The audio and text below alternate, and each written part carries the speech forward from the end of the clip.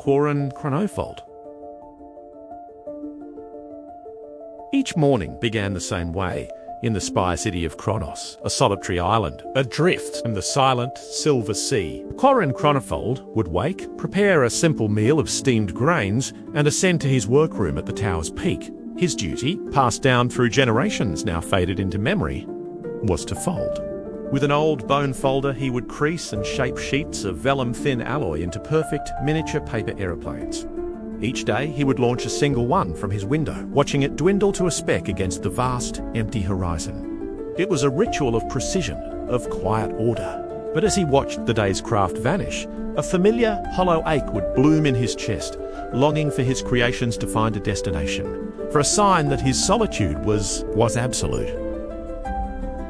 It was on an afternoon indistinguishable from any other that the catalyst arrived.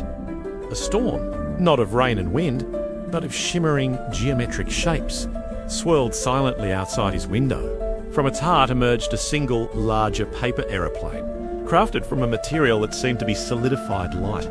It hovered before his pane, and as Quorin watched, mesmerized, intricate patterns glowed across its wings, resolving into a map. It charted a path through the veiled currents of the air, leading to a legendary, impossible place. The sunken realm of Atlantis, a place his people had long considered mere myth. The glowing craft then turned and flew a short distance, waiting. It was an invitation, silent and profound, to break his routine and follow. Tentatively, Quorin launched one of his own planes to join the luminous guide. As it fell into formation, a wonder unfolded.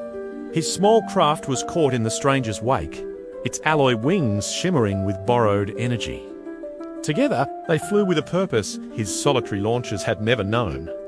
He witnessed hidden ley lines in the sky, rivers of light visible only to those who flew this path. Yet, for all its beauty, a subtle danger hummed in the air. The path skirted precipices of dissolving cloud, and once a rogue current of temporal energy lashed out, aging the wingtip of his plane decades in an instant. This journey was beautiful, but it was not safe. The complications began subtly. The path to Atlantis required not one, but a fleet of his planes to navigate the increasingly treacherous sky rivers. Quorin found himself folding not just through the day, but through the night, his hands growing raw, his stock of precious alloy dwindling. Each plane sent to join the Armada was a piece of his history, his home, launched into the unknown. He looked around his workroom, now barren of materials, and saw the cost etched in the empty shelves and his own exhaustion.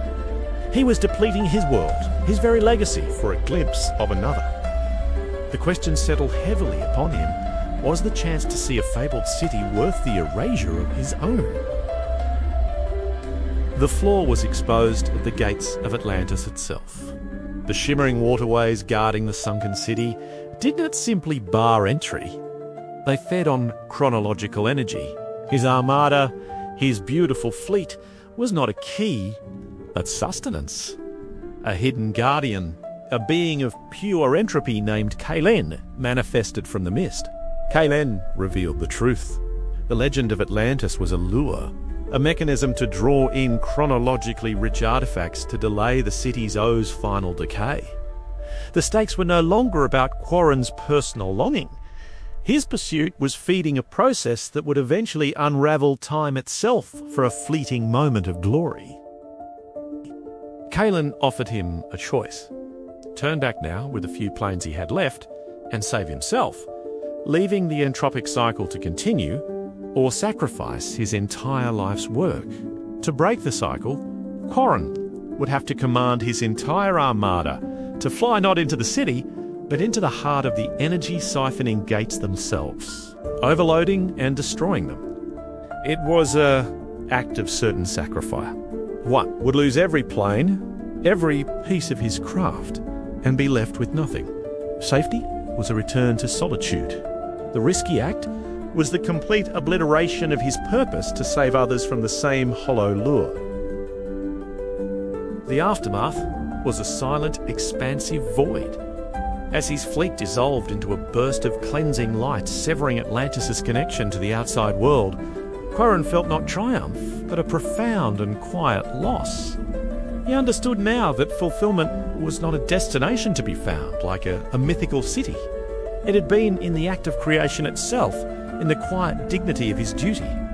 His longing had been for a validation that was never required. The loss of his creations was immense, but it reshaped him, carving out a new understanding that his value was not in what he sought, but in what he was willing to give up for the greater good. He returned to the spire city of Kronos alone. The workroom was empty, the window silent. Yet, it was not the same. The hollow ache was gone, replaced by a settled peace. He picked up his old bone folder, its familiar weight different now. He looked out at the horizon, no longer empty but full of quiet potential.